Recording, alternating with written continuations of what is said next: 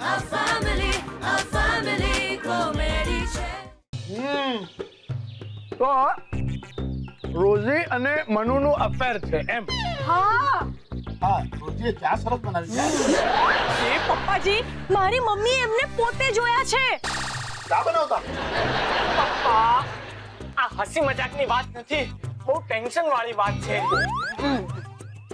છોડો ને યાર મમ્મી, ચા અને એ લોકોનો અફેર હોય તો એમાં આપણે શું? તમારું પણ તો હતું ને affair. What? This is not fair.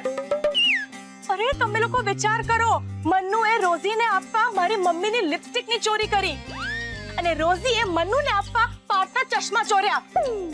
ઓય હવે એક રીતે જોવા જઈએ તો ચશ્મા ચોર્યા ને એને સારું જ કર્યું, કારણ કે પ્રેમમાં માણસ આમ પણ આંધળો બની જતો હોય છે. હતો ભલે આંધળો થઈ જતો, પણ આ તો મને આંધળો કરી દીધો.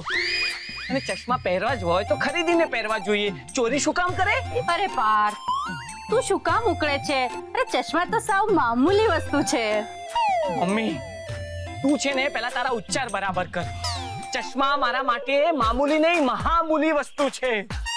કમ ઓન પાર્થ, પ્રેમમાં લોકો આવા ગાંડાવેડા કરતા જ હોય છે. તને ખબર છે મારી એક ફ્રેન્ડના બોયફ્રેન્ડ એને ગિફ્ટમાં શું આપ્યું? શું ગિફ્ટ આપી? ઊંટ. હે? પણ ઊંટ લાવ્યો ક્યાંથી? અરે મારી ફ્રેન્ડનો બોયફ્રેન્ડ છે ને, એના પપ્પા સર્કસમાં કામ કરે છે એટલે. ઓહો, પછી શું? મારી ફ્રેન્ડની સોસાયટીમાં હંગામો થઈ ગયો. અરે સોસાયટીના સેક્રેટરીએ મારી ફ્રેન્ડના પપ્પાને નોટિસ આપી દીધી કે ઊંટ તો આ સોસાયટીમાં નહીં જ રહે. કાં તો ઊંટને બહાર કાઢો, કાં તમે લોકો સોસાયટી છોડીને જતા રહો. હે? પછી? અરે મમ્મી, પછી છે શું? હા, અને એ દિશા, તું અત્યારે તારી વાત છે ને સાઈડમાં મૂકી દે. અત્યારે હું ને ચારુ વાત કરી રહ્યા છીએ ને મારા ચશ્મા માટે. પાર્થ, એકદમ સાચી છે તારી વાત. અત્યારે તારી વાત જરા સાઈડ પર મૂક ને, કારણ કે ઊંટ વાળી વાત વધારે ઇન્ટરેસ્ટિંગ છે. પછી સાંભળો, મારી બિચારી ફ્રેન્ડે એના બોયફ્રેન્ડને ફોન કરીને કહી દીધું કે ભાઈ આવી જા, મારા ઊંટને લઈ જા. પણ બાય ધ ટાઈમ એનો બોયફ્રેન્ડ સોસાયટીમાં પહોંચે એ પહેલા તો સોસાયટી વાળા ઊંટના પ્રેમમાં પડી ગયા. અને પછી સોસાયટી વાળાઓએ સેક્રેટરીને નોટિસ આપી કે ઊંટ રહેશે તો આ જ સોસાયટીમાં, ભલે આ લોકો સોસાયટી છોડીને જતા રહે. તો અરે બસ કર દિશા, બસ કર. અરે અમે ચારુ ને અહીંયા આટલી સિરિયસ વાત કરી રહ્યા છે અને તમે લોકો અંદર ગોસિપ કરી રહ્યા છો. જો પપ્પા, આ પ્રેમ છે ને બહુ ખતરનાક વસ્તુ છે. પ્રેમમાં માણસ ચશ્માથી લઈને આ છેક ઊંટ સુધીની બધી વસ્તુનું જોખમ લઈ લે છે. મમ્મી તું તો વિચાર કર થોડો કે આવતીકાલે ઉઠીને રોજી પપ્પાનું બધું શેવિંગ ચોરીને પેલા મન્નુને આપી દેતો.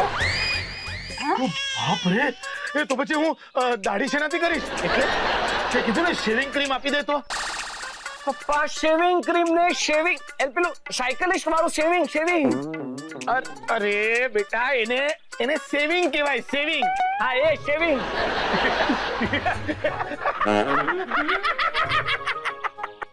પાછો શું કામ?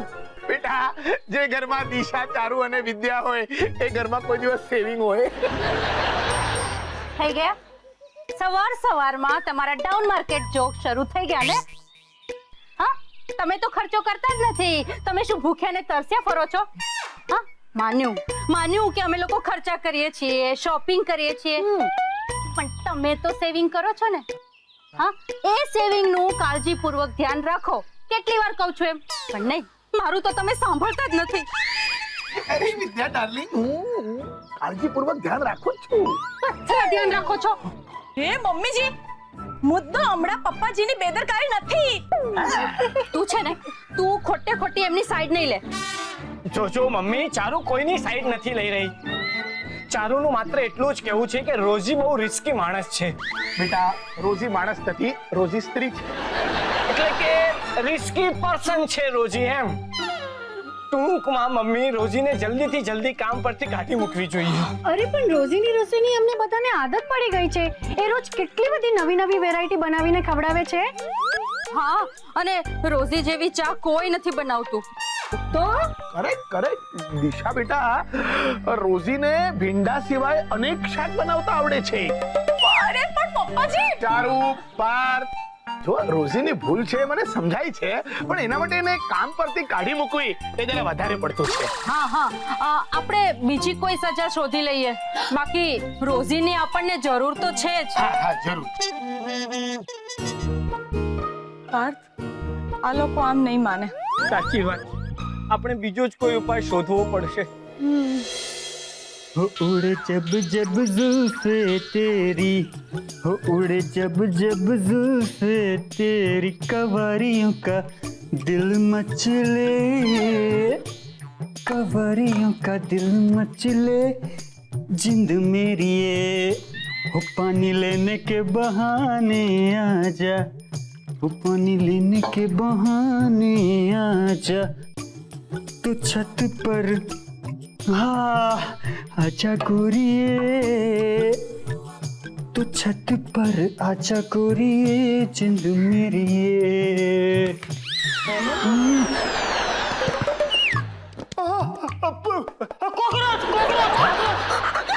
ક્યાં છે કોકરોચ? ક્યાં છે? હું કરવાના મસ્ત બૂમો નાખે છે.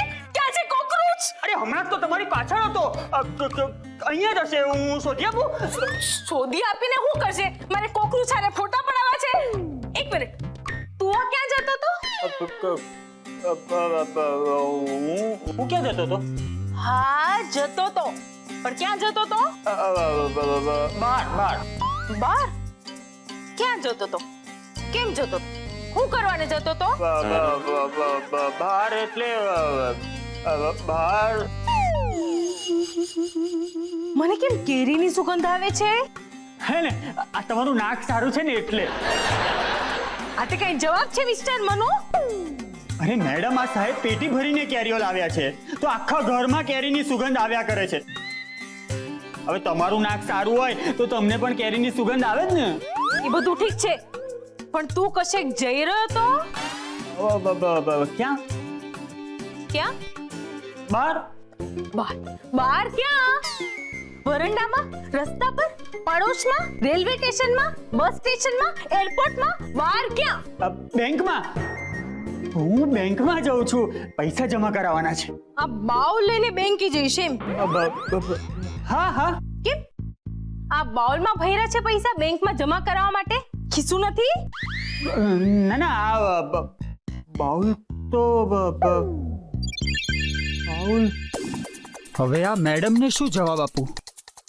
ફસાઈ ગયો મનિયા તું તો. હમણાં જ મેડમ પૂછે કે બાઉલમાં શું છે તો, અને તું ગમે તે જવાબ આપે. મેડમ બાઉલ ખોલીને ચેક કરશે અને તારી આ કેરીનો રસ બહાર લઈ જવાની ચોરી પકડાઈ જશે.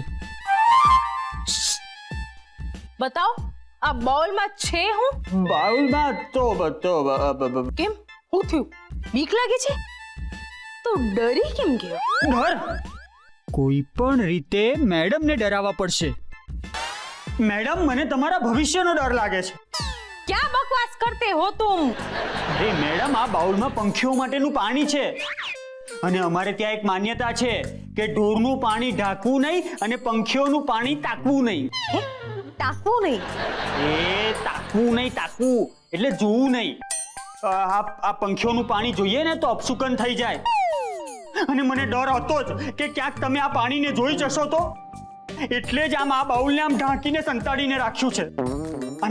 અને તમે તો પોલીસ વાળાની જેમ ઇન્ક્વાયરીઓ જ કરવા લાગ્યા. જો મેડમ, કહી દઉં છું કે મારું મન નથી માનતું, પણ છતાં તમારે જોવું હોય તો જોઈ લો. પછી કશું અમંગળ થાય ને તો મને ના કહેતા. હા, હારું નથી જોઉં બાપા. ઓકે, જેવી તમારી ઈચ્છા. વારે મનિયા, બચી ગયા.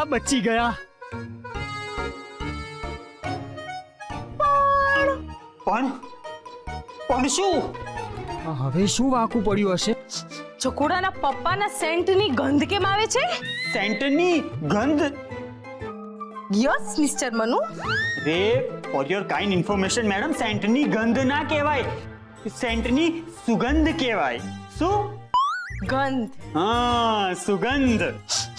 પણ એ સેન્ટ તે લગાડ્યું છે કે હું? બહુ શોખ હતો ને સાહેબના પરફ્યુમ વાપરવાનો.